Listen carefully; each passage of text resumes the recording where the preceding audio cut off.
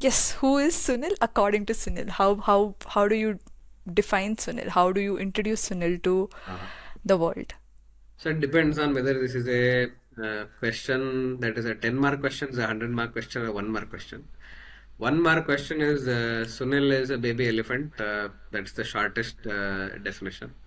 Possibly, if it's a 10 mark question, Sunil is a bundle of energy who loves life as life comes. Sunil is walking, talking, poetry in motion.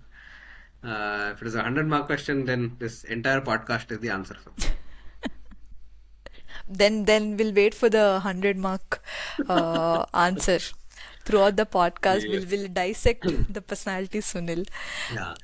So also just before I close that, power Mm-hmm. of possibilities is something that I'm very passionate about. So you never know what conversation is going to bring. We never know who an individual person is going to bring to a perspective, a conversation, to something that life has to offer. So that's how the definition goes. Okay, with that, I think we'll further try to understand who is Sunil and how does he look at everything around him. Before we start, why this podcast and what would you like to tell your listeners? How should they approach to listening to this podcast? Or in general, how should one listen to a podcast? One should listen to a podcast if this podcast is to be done. So you ask two questions, right? So as a coach, we are always said ask one question at a time, then go to another question at a later time. So for me, if I had to describe this, why people have to listen to it, it is typically like your parents or you or somebody is cooking dinner. Every day there is something different. When you're cooking at home, it is not like the extravagance of an hotel. It is just a normal conversation between two people. Let us normalize normal conversations, and that's the whole idea of it. So it could be that you're eating chapati and normal chutney pudi, and that's how it is going. Life is going. That's it. You're not expecting anything extraordinary. But even in those small moments, extraordinary things can happen. So that's how you want to look at this as a podcast. Why should people look at podcasts? Because that's a way to know people more than what they are on the surface. Right? You are looking at their LinkedIn, you're looking at their Instagram, you're looking at them in office or somewhere. You have a very thin slice of who that person is. In a podcast, the person is open, more vulnerable. There's more time to know the person, who he is, who she is, who they are. And that's why you should listen to podcast. Not necessarily only all those that is knowledge sharing podcast, perspective sharing podcast. People should look at people based podcasts. So you're like looking at people's experience, and that's why it is interesting. Okay, I hope your audience gets to, listen to this podcast with the same open mind that you just spoke about Yes. to No, know you if better. nobody else is listening, I'm very sure Prarthana would have listened to it, and Prarthana would have had a good conversation, and that's that, right? So, I think even I trust that that would be the situation. Okay, with that, I think I got to know you through the corporate company that we were working at, and I've seen you move out of the company and start a venture that you truly believe in. I'm pretty sure this journey or this transition would have been equally challenging at the same time interesting to you. And I'm pretty sure you would have come across this sentence while you were thinking about this transition. Um People say, love what you do or do what you love. How have you found the synergy between these two mantras while trying to transition to a job, if I can say, that you truly find value in? good question, loaded question. So, I would answer it in a very simple way. Uh, Instead of work, love, do all that, if you're being in a place where your being is unquestioned, you're the most natural being if you're becoming, that's the best way. So I am right now in a space, my most natural way of existence is happening through whatever I'm doing. So I am being more and doing less. So that's the mantra to sort of look at. But I guess, yeah, people have always told, saying I was good at my work, right? When I was in the organization, I was good at my work. I was working beyond what my typical role definition was. I had the shock of my life when I was not able to stay in the organization. And I had a LinkedIn post waiting for this that another 5 days is when I'll complete 3 years of moving out of an organization. The organization, the one of the only organization where I ever stayed, the last organization possibly I ever get into. So for me, it was a huge transition. It was almost as if it is I moved from one individual to another, so it was an entire identity shift. It was not easy, and right now also it is not easy, but it is now fun. So when it is fun, everything is open, everything is valid. So let's do something like this.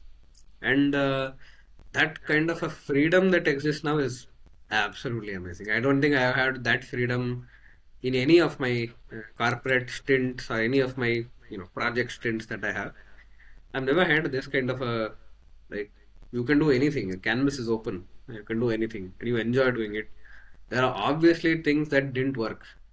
There are obviously things that I thought will never work. Suddenly, have blossomed up into something that's given me great value, great success, and all throughout the passion and the purpose has been: can I enable change in a system or an individual or a group of people to become something that they thought they never could be?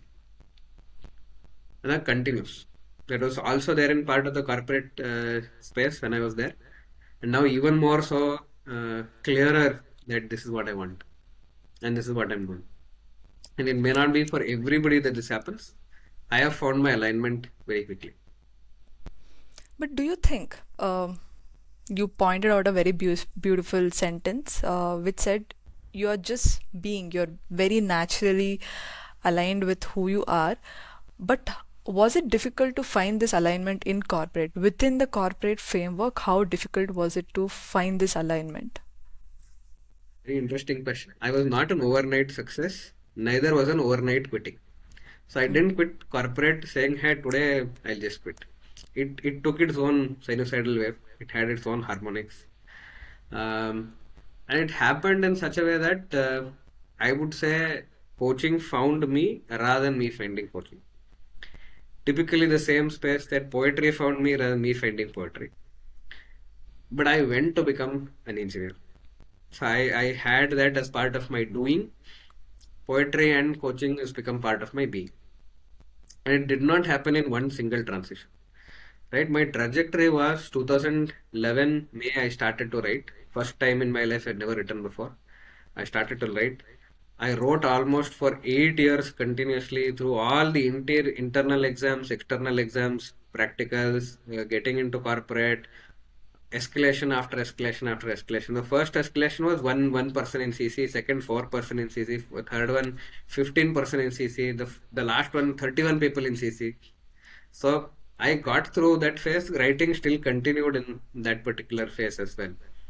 Right. So that is something that was a great enabler for me to say I am resilient in whatever I'm doing. And the other aspect that I'm very conscious of, very clear of when I moved was I always wanted to do something beyond whatever I was doing in the corporate sector. So, was it volunteering? Was it sustainability? Was it working with people? Was it leadership? Everything happened naturally for me without me knowing it. So, it was almost as if somebody was laying the tracks for me to get into, and I just went there. And that was a transitionary aspect. So, I got to know very clearly that my strength lies with people, that I love making an impact, I love making transformational change. And coaching came at such a way that I don't have to tell people what to do. I will have to ask them questions like you're asking me, getting to know the real me. And I ask the same typical kind of questions, but like slightly different formatting. So that people understand who they are, they become aware of what they are doing, how they are doing, when they are doing. And awareness changes a lot of things. Every other instance, I became more and more aware that the corporate sector and the software sector was not mine. But for me to essentially make the plunge and get out of that was another adventure. I thought getting out of corporate, the time that I got out of corporate, was possibly the worst thing that happened to me in life. Happens now, 3 years down, they look like I am the luckiest fellow that the organization did not hold me back in the organization. Because if I'd not found, if I'd been held in the organization and I'd continued to stay, I would have been a very different Sunil. I would have been still making impact, still making quite a lot of dhamaka in the organization. But I've never ever would have gotten exposed to coaching. Never possibly gotten exposed to 3,000, 4,000 people who have been part of my life in the last 3 years. Conversations that would have never come by. And I don't think I would have been in so much alignment with myself had I not got that decision not going my way. So I feel now it is like at the beginning of the test match, I felt I should have won the toss and decided to bat first. At the end of the match or middle of the match, I'm like, perfect, I didn't get to choose. It was made, the decision was chosen for me. I'm absolutely happy with whatever things are going. So that level of alignment that I now have, never had that in life until now. So I may be only one of those who've been gifted with a space saying, hey, now you do coaching. That's the one thing that most aligns with what you do, who you are and who you are as a being, not as a doing. And that's, I think, the most happiest moment of my life now is the same. That was possibly the worst moment of my life is now the happiest moment of Amazing. Give me 1 minute. This my life. sound sensor. Okay, it's back. So the 2 minutes spotlight's back on of you, you're bright. yeah. Just okay. Now it's back. Mm. Okay, coming back to the transition, do you ever see yourself coming back to corporate? Because you said this is possibly the first and the last organization that I worked in. Why the last organization? Unless this aspect of Nima Coach, which I'm trying to build now, Hmm. is my organization. So I am the employee number one, and I will always be employee number one there. And I'll have a founder's mindset. So I'll never be an employer. I'll be an employer rather than employee. Right. So I'll never be employed in an organization. So that will be the last organization that I work with. Will be the last organization I work with. Very sure about it. That is very, very sure. Because once you are a shark, you've tasted blood. You don't want to go back to a place. You don't want to go back to Shark Tank. Like you've seen the ocean. Yes, yes. So as simple as that. No, very clear. I like the uh, certainty that you have, that this organization that you're trying to build, or even the initiative that you're trying to work on, has brought into you, that has made you very clear that no, this is where I belong and this is where I'll continue to be. Okay, good. What is your self-care mantra? Because you're building something from scratch, if I may say, and you're building something that is defined by yourself. You are the founder and you are the one who's defining a lot of things for yourself and the things that you're building. How do you take care of yourself in between all these things? Poetry. Poetry is something that, I've had a bad day. Like poetry actually comes to me. I don't write poems. Poetry, I am a medium of that poem or that whatever that exists. So I have a very deep spiritual reverence for that. And I've had the longest day, I had the most tired day. Once a poem comes to me and it flows through me, it has energized me to another level. So that's like writing has something that has been fantastic. Second, I have been thankfully able to manage my passion of volunteering, doing different causes that really matter to me, even though I'm building a startup. Right? So whenever a possibility is there, I don't know if you know that there's an initiative that I run for rural students who are from Karnataka, and I write to build corpus funds. The corpus funds used for their scholarship, and every year I do that. So we've now gone to around 18 students in the last 3 years who's been only funded through the writing bit. And there are people who for their birthdays, anniversaries, husband's birthdays, wife's birthday, kid's birthday. They give us some funding, and it basically gets routed there. So I've somehow been actually very thankful to the universe that I still get to do things like this, which gives me energy back and forth.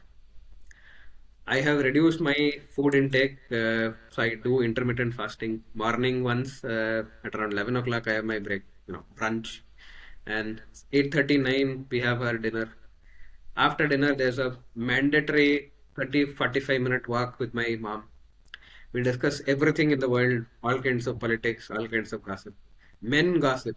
I am a big believer of that. I'm a proponent of gossip, right? So I lots of wonderful conversations with her.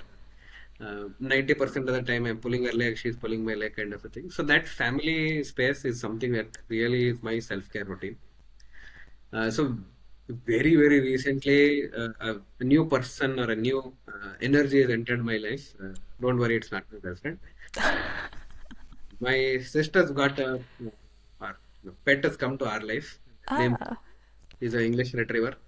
Mm. Oh, I and dogs were 10,000 miles apart, like light years apart, right? And this fellow came to us when he was like hardly a month and a half. He is no day goes out without him, I going to him, he coming to us. So he is a he's sometimes he bites the hell out of this hand or this hand, saying we play with him and stuff. But otherwise, just massaging him and playing with his hair is proper hardcore self care. And then I relax. I think I have so many conversations with people that coaching is not tiring actually. My mom also asked the same question: is coaching tiring? Coaching is possibly the easiest thing there is. So uh, for me, because I'm in alignment, and I've also gotten good in terms of the skill set of coaching. The idea is I am a river, where you are the client as a river. I'm just standing at the edge of the river and watching the river flow. Did I spend any energy in making that happen? No. So I'm just basically at that point. I love coaching, and coaching loves me back in return. So I get my energy out from that. And I do meet a lot of people who are entrepreneurs, or people who are NGO leads, who are people from all walks of life. Continue to meet them in various capacities. I recall my friends from school, college, office, engineering, and saying, what the hell are you doing? Been like 10 years, 15 years since whatever you're doing. So I just have conversations with people. Sometimes my granny is a good conversationalist. I give her a call. So it's close to home, close to family, conversations mainly. And I don't think I'm a travel guy. Like I don't like to travel much. I read, I read. I watch a lot of unknown TV series, and that is exhilarating, exciting to watch all the new ones. So that keeps me on my self care. And yeah, once you enjoy life, everything else becomes normal. You said an interesting thing that a client is a flowing river and you're just standing at the shore and watching them flow. The tendency of wanting to go and dip your feet in the water, how do how do you stay away from it? How have you managed Practice. to? Hmm. Practice. Good teachers who told me that, Sunil, this is what you need to do, and this is how you need to sort of work on. And yeah, so it is a simple practice, not necessarily much to do. And I think once you start becoming the being part, the doing part is there. You're very happy being at that place.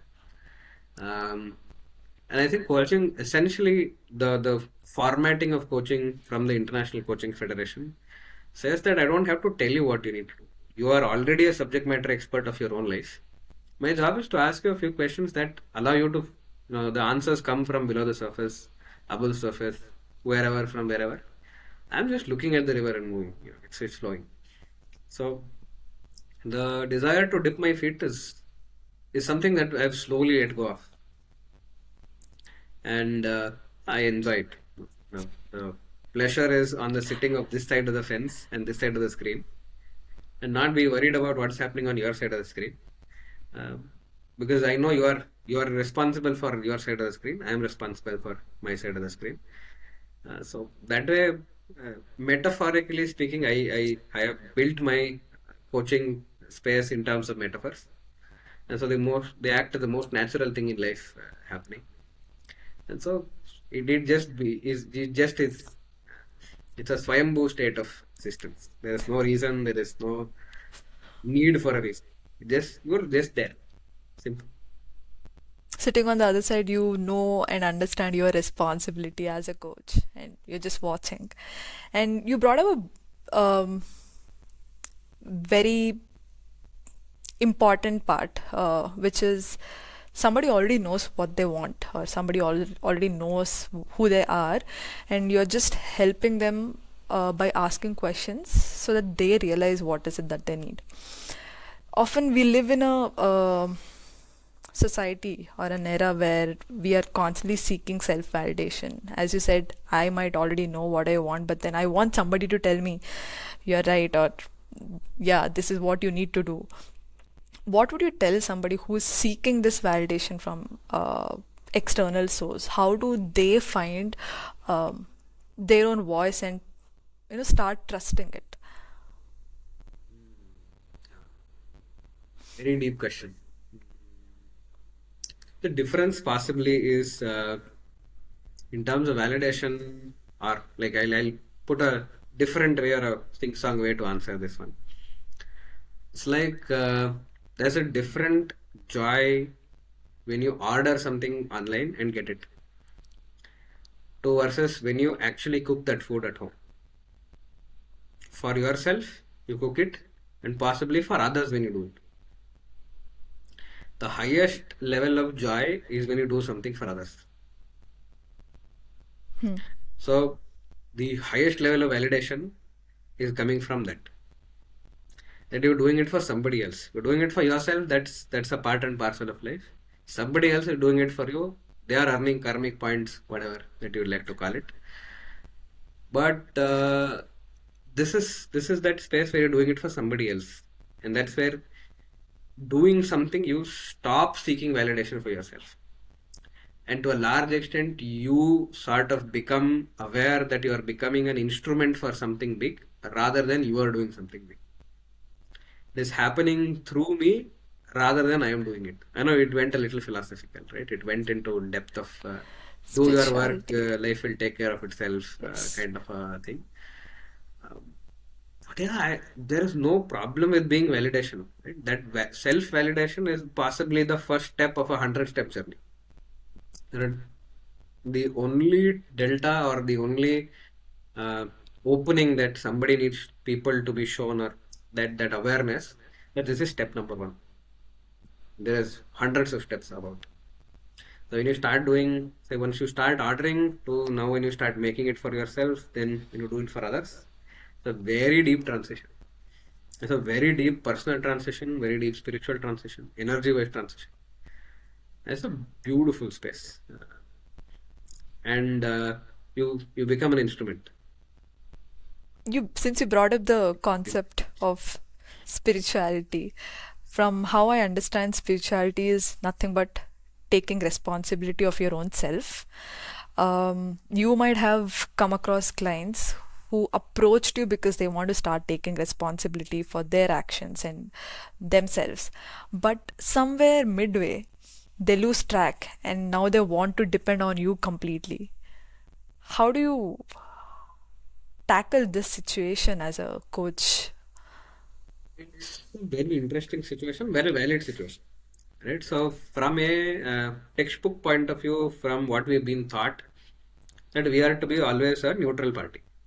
We cannot. So, if I am taking your side of the screen as a client side of the screen, my side of the side as coach side of the screen, and it's an online meeting, I can't come to your side of the screen and be like, you know what, Prarthana, fantastic job, it's okay, that kind of a thing is not genuinely and generally not encouraged. But we are in a space where, as a coach, we have that responsibility to the client. Uh, and we also have a responsibility to the profession. It's a very grayish area to say if they are completely dependent on us.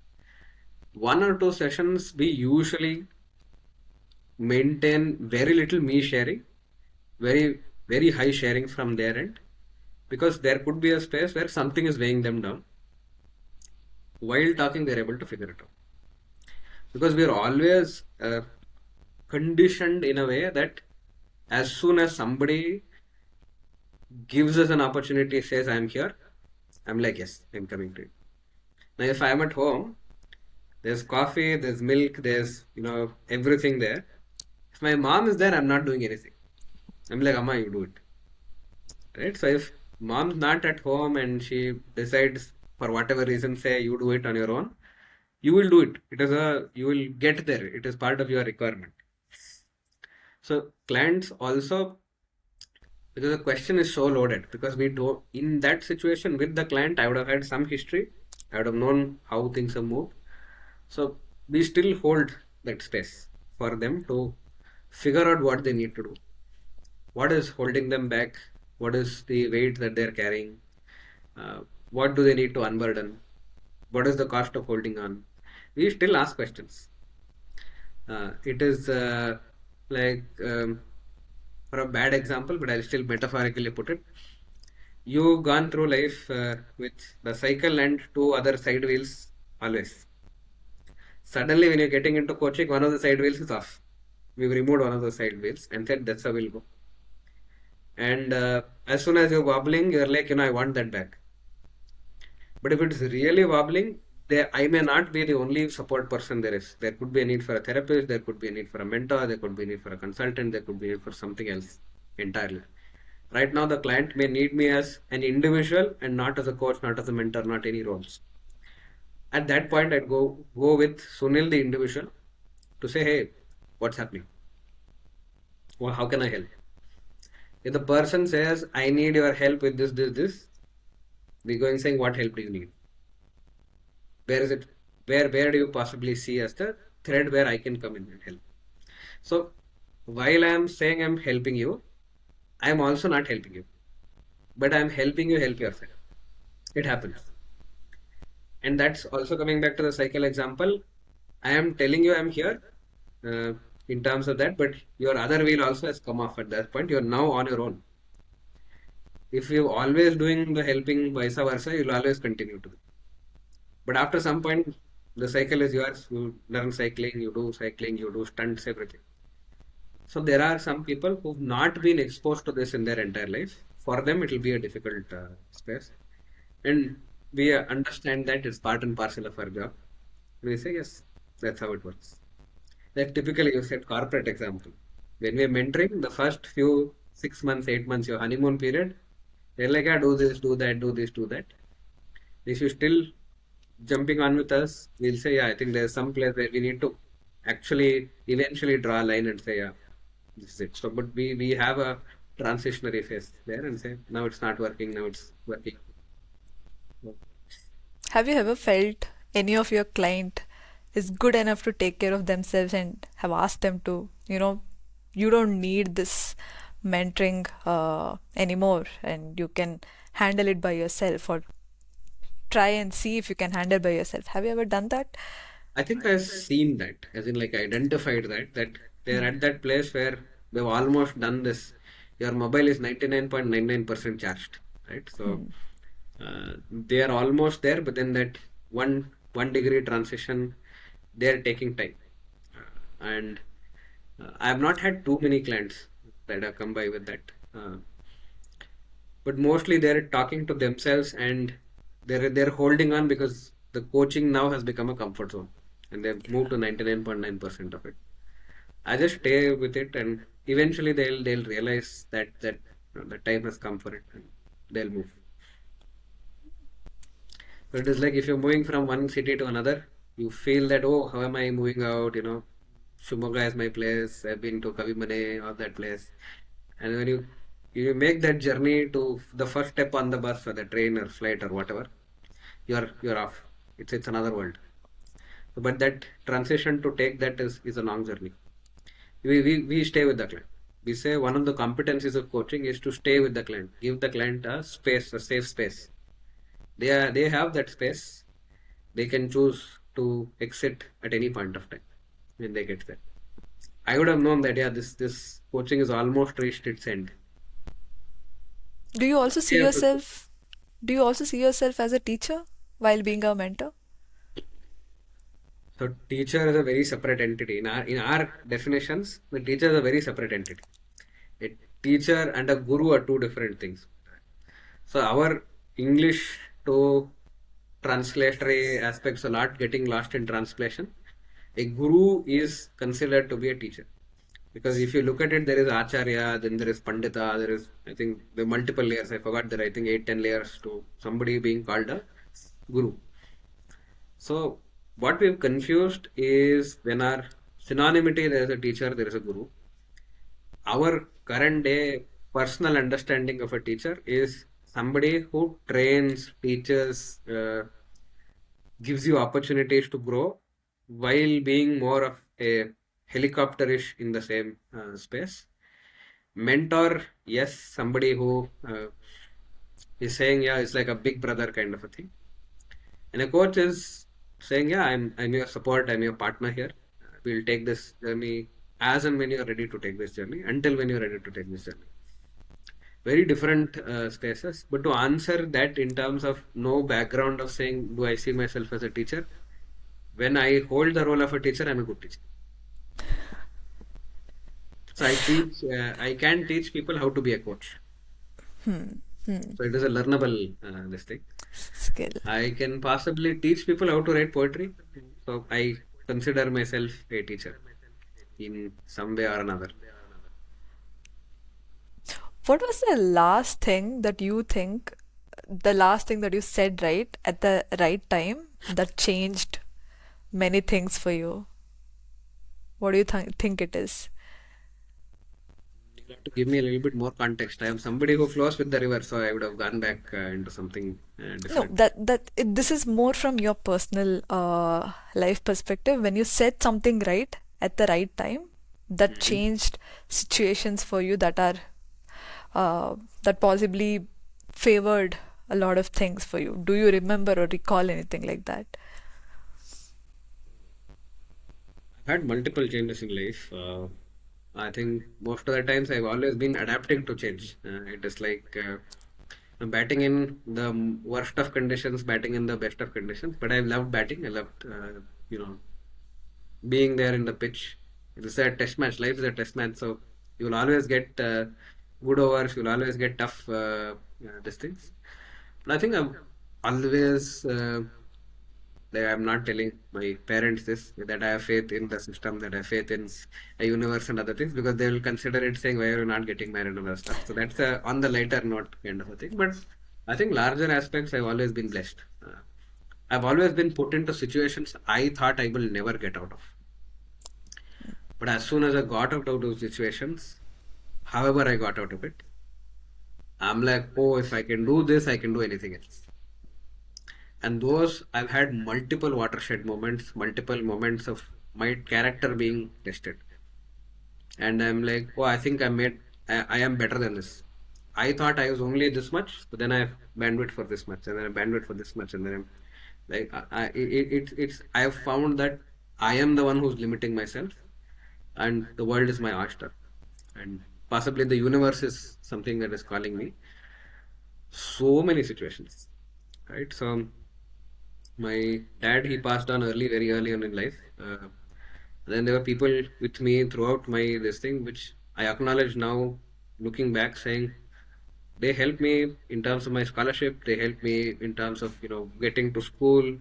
There's van uncle that I was going to. He said, as long as you're in school, as long as you're in this school, I am a driver. I'll take you along, no charges. Uh, People from all walks of life have helped. I distinctly remember this is a pivotal point in my career to being somebody who works with the non-profit. I remember one person calling me to his house, looking at my marks card, and said, take 40,000. And that's it. I was like, what is happening? And he said, when you get to engineering, I see that you are passionate about engineering, you want to do something interesting in life. Look at this as whenever you want to do something, pay it forward. And oh, those things have been instrumental in making my life happen. Um, I don't know. I missed 2 marks in CET, which possibly changed my ranking from 300 to 700. I know it looks very silly, 300 to 700, but it defined the college that I got into. And I thought I'd never seen my college, right? So I graduated out of BIT. I'd said yes to that in CET. I'd never gone to that college. Went there. I was like, oh, have I made a mistake kind of a thing because there's no campus, there's hardly this, etc., etc. I've never been there. All the other colleges that I'd seen and looked at, they had like sprawling campuses and other things. This was nearer by home. This is accessible by bus and all the other things said and done. They said they had a great placement. I never bothered about placement in the first place. Got there somehow, got introduced to poetry, got introduced to some of the finest people in the teaching space. Um, some of the teachers I did not like their way of teaching, but I loved their persona. I understood that people are beyond their role. They could be a bad teacher, but they could be a great guru. They could be a great personality. They can inspire you in so many ways. So those were things I think for me, but at some point of felt the most difficult phases, and somehow life has always been that. Getting into Bosch was one such thing. I think I never thought I'll clear that interview. By the way, the answers that I told that interviewer, I don't know, she had these lovely blue eyes. That is the only thing in the dark room that I was like way mesmerized by. And proper eye contact, and she asked, how many interrupts are there? I don't remember jack shit. I answered, and somehow there's the only thing. She said, "Okay, Sunil, you may go now." And then she made me sit and ask another question. I answered that, and then she gave me a white slip, pink slip, or whatever. That was the official nomination that you're out to HR. You are past the technical thing. I was actually like, what the hell just happened here? I thought the interview was botched. It's gone. Then coming into here at Bosch, 23rd hour engineering rank got this thing. I was watching Prison Break. 26th, the HR called and said, Sunil, will you come for our first batch? Imagine my Ganchali. I said, no, I'm not in town. I'll come on the next batch. I wanted to watch Prison Break. Okay. So I got into I joined 2 weeks later, basically. And that too, my mom's like, if you don't write, you will not, the HR will not know that you're interested. They will say you're not interested. So I wrote back to them. I got to on July 10th. Interestingly, if I had gone on this first batch, I would have gone to car multimedia and all those this thing, which possibly may not have been my space. It would have been a very different world. I got into this hardcore job, some of the most fascinating set of people. Hardcore in terms, like proper competitors. If you can say an Australian team, the team that I got into was match winners all the way. Everybody, match winner, everybody hardcore in their own stuff. I felt I was not in the right place. Then I got introduced to CSR, and I was talking to department heads, section heads, the president. Who would have imagined in 3.5 years in an organization, I'd be having lunch with and the president of a company, 27,000 number and employees.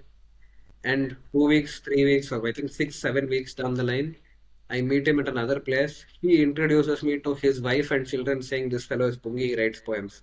I was like blown over. Like if I look at back at life, I've had the most toughest spaces, but somehow they've always gotten into a space where I've loved it. So when I quit, I also knew that this is it, right? This is the universe calling me onto a larger purpose. And whatever comes along is universe's headache because it's created me. It'll also have to take care.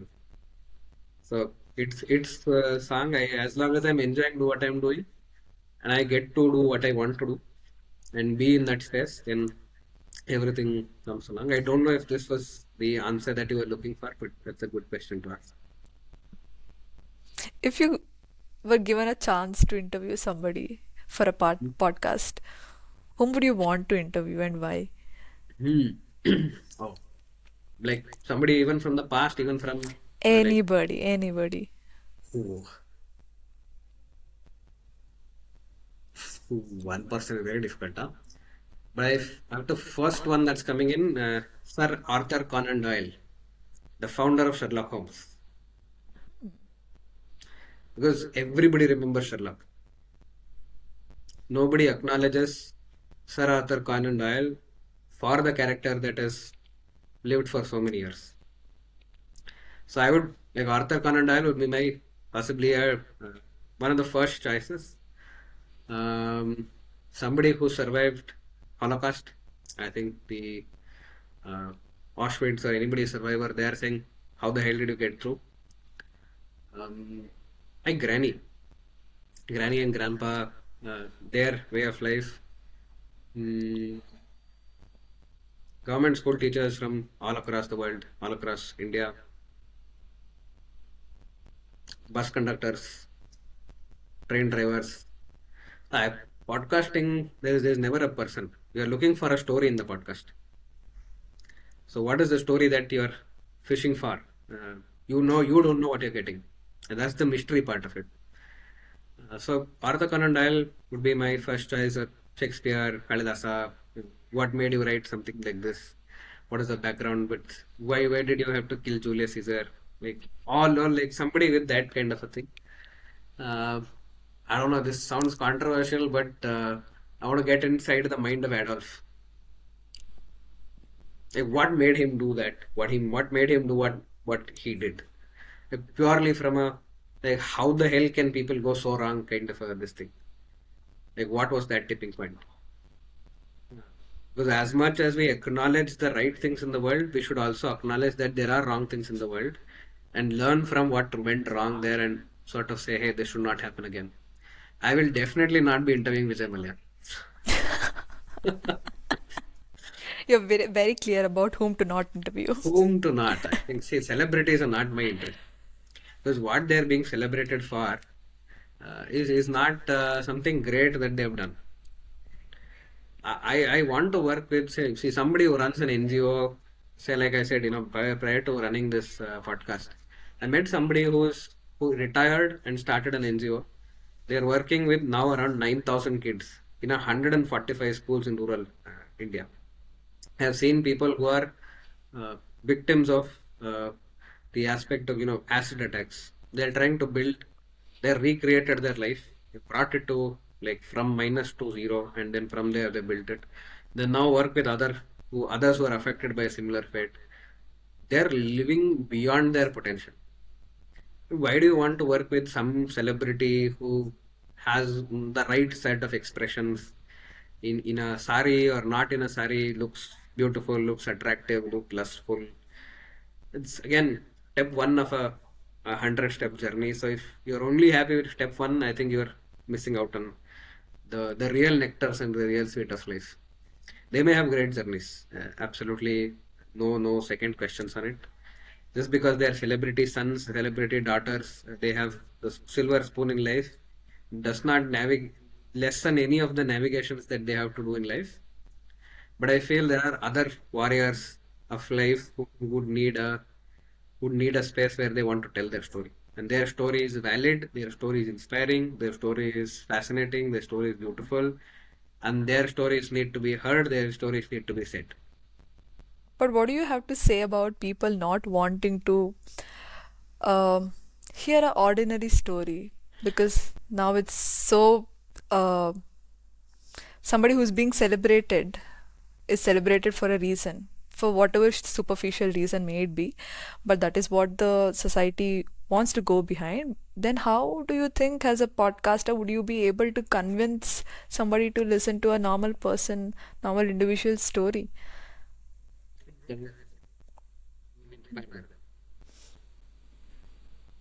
See, the deal is because you put such a large equation, right? So one of the fascinating stories that I realized in one of the podcasts was we are podcasting a government school teacher in. So we met her in an Elmangla school.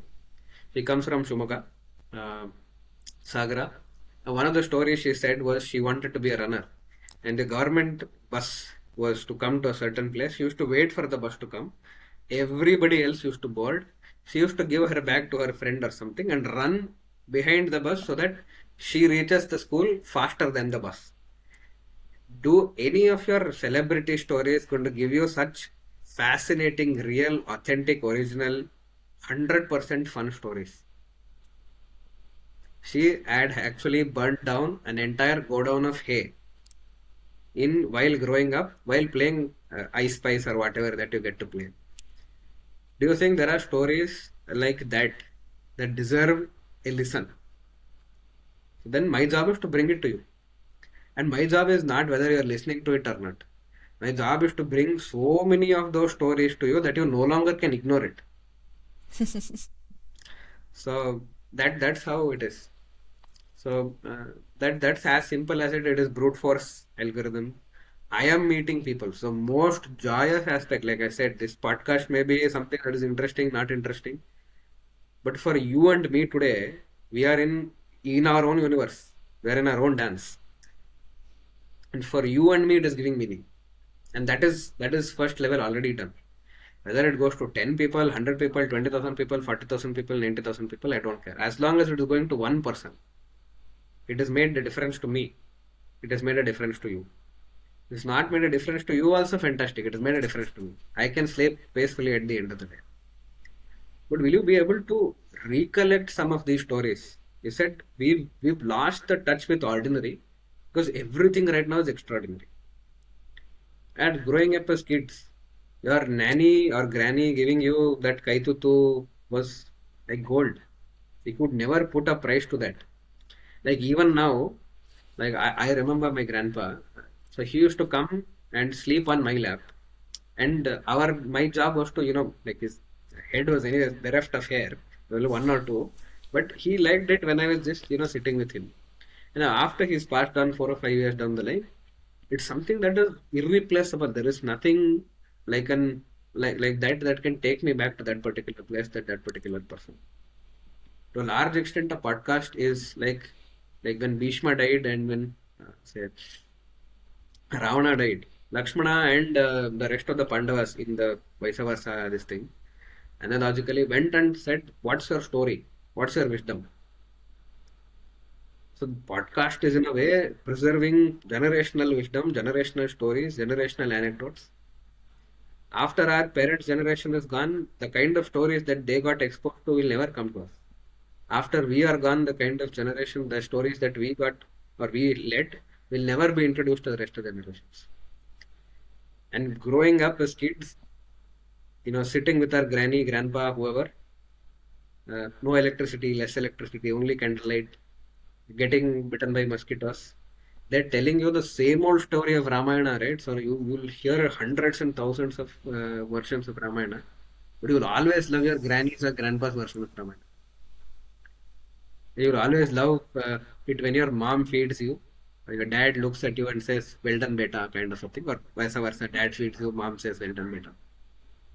So those kinds of moments are priceless.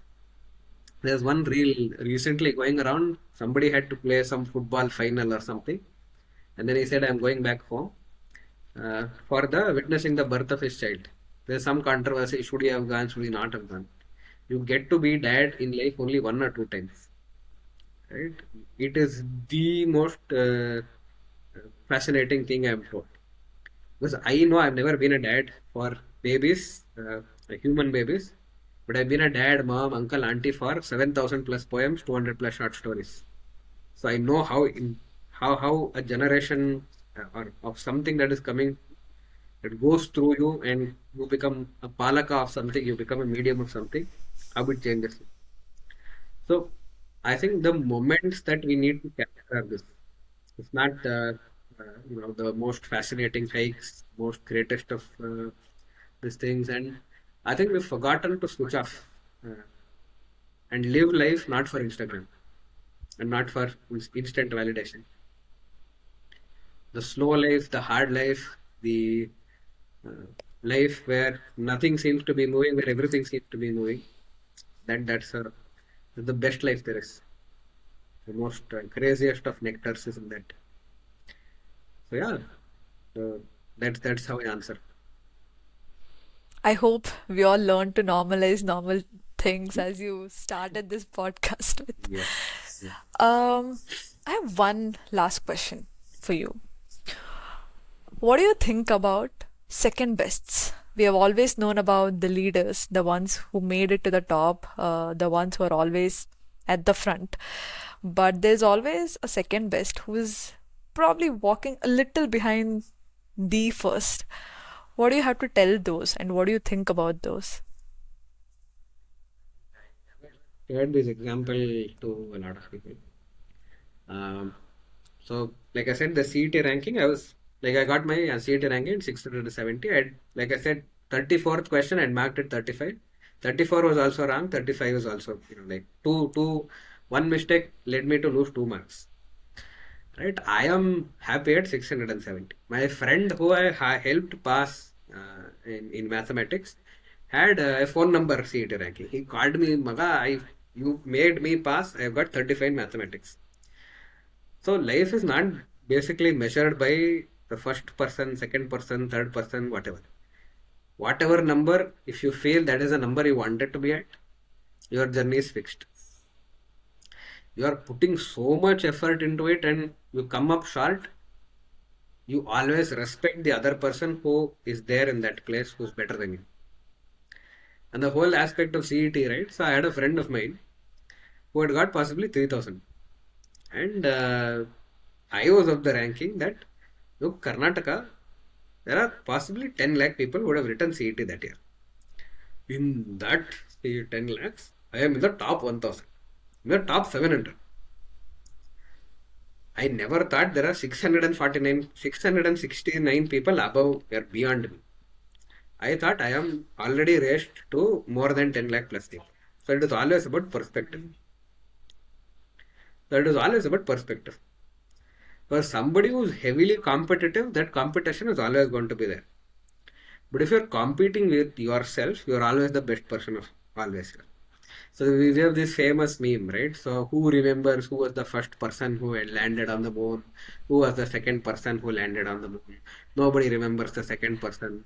Nobody remembers the third person. Complete corporate bullshit.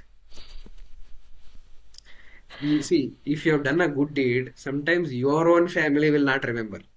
Why are you bothered about who's remembering else? There are so many instances in life where you don't remember your own life. Why are you bothered about somebody remembering you or not? If you do good deeds, people will remember you. In that particular lifespan of that variable, int x is equal to this, that function is over, you're out. That's it. End of story. You don't need to be remembered. You don't need to be, oh, did A variable get defined first? B variable get defined first? Its lifetime is better than mine. So can you somewhere categorically say that a butterfly's life is any much lesser than my life as an individual? You cannot compare butterflies and Sunil.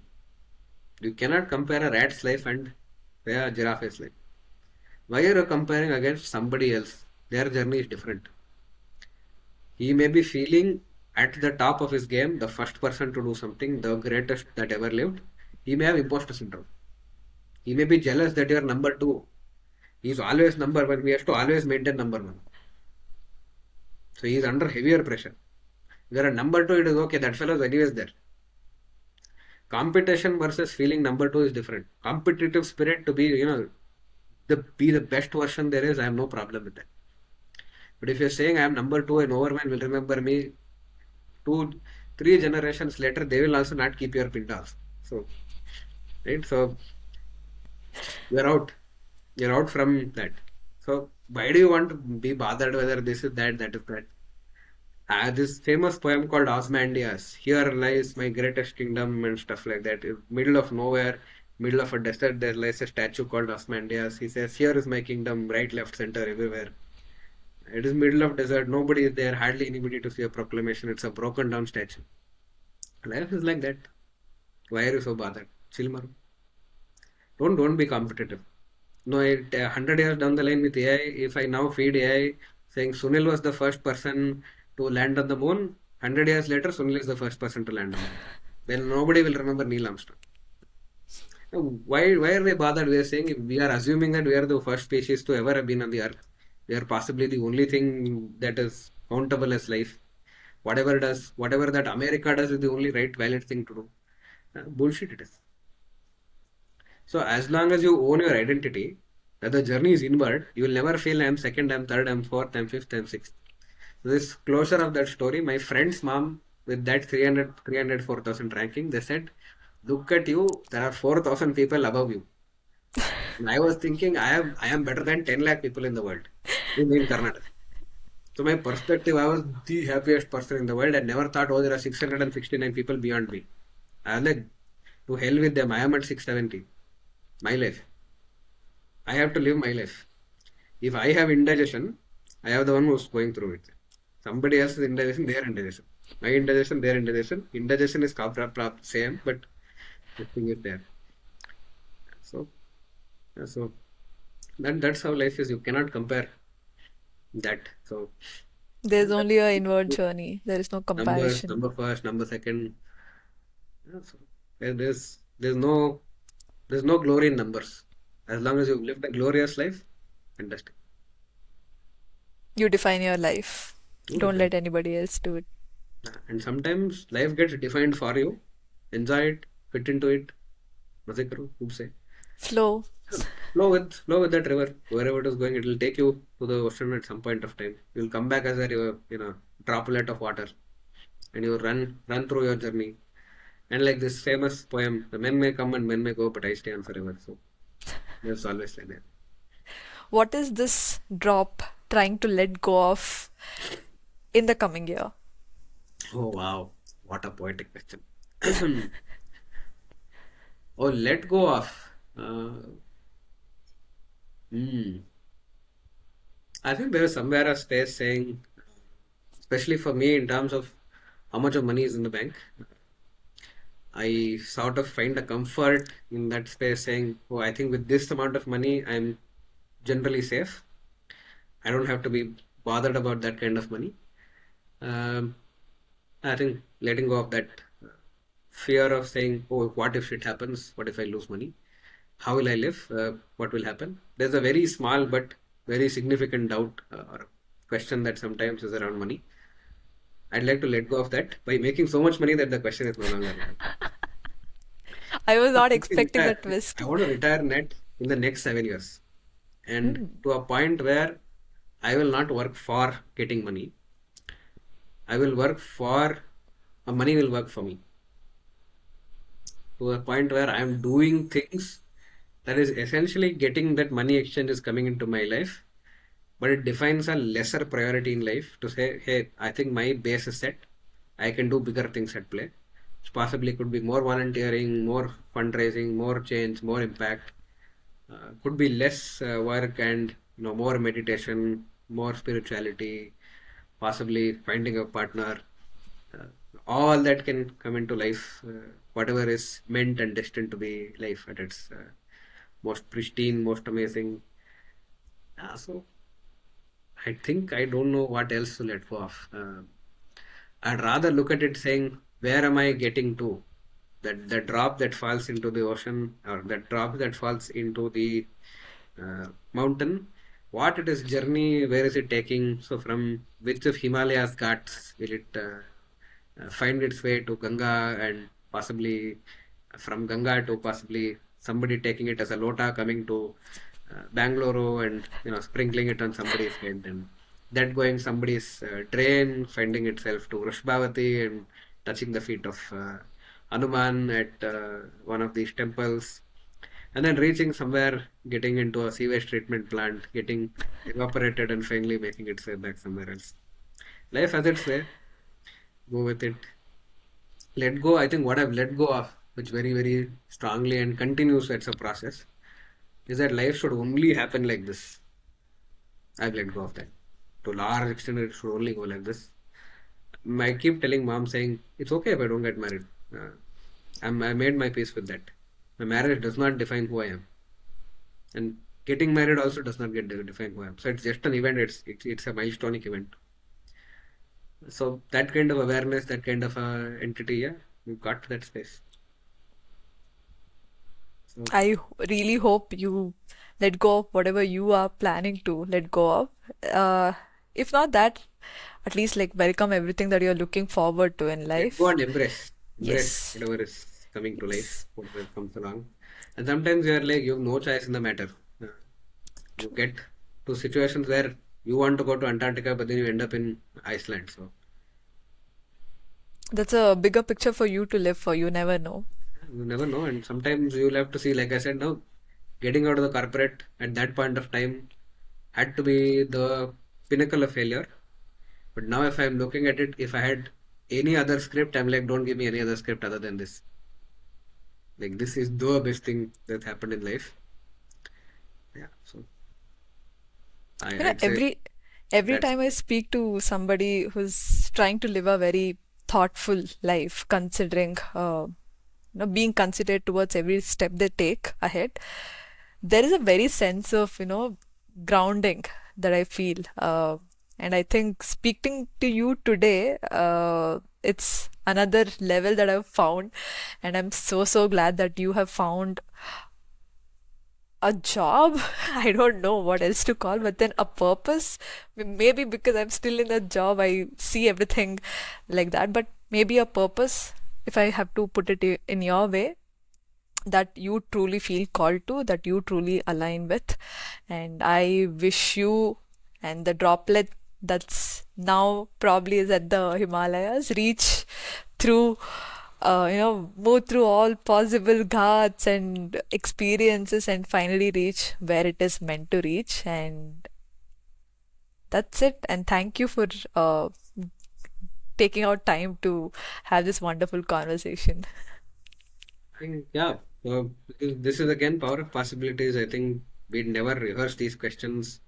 You are a philosopher in the making. You asked me some of the philosophy side of my life, which I think conventionally had never been asked in a podcast. Possibly, I would have not asked the let go question. So I think you have a possibility of becoming a coach as much as becoming an engineer, becoming anything else that you choose to be. Yeah, so we never rehearsed this. This is excellent, and this has its own intrinsic value. The more people think about the intrinsic value of something like this, the more we are going to make normal, and possibly normal also extraordinary, ordinary, anything that it needs to be. As long as it touches you, touches your the inner chords of who you are, resonates with you. That's the thing we're looking at.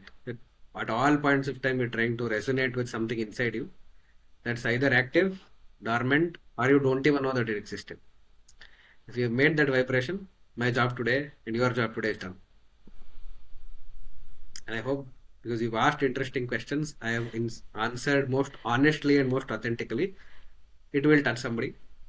And if it doesn't, also, then it is basically touched us. Yeah. Yes, yes. We are no one to uh, judge, or we don't have to conclude. It's a wonderful flow of 1 hour, and I think I had a good time.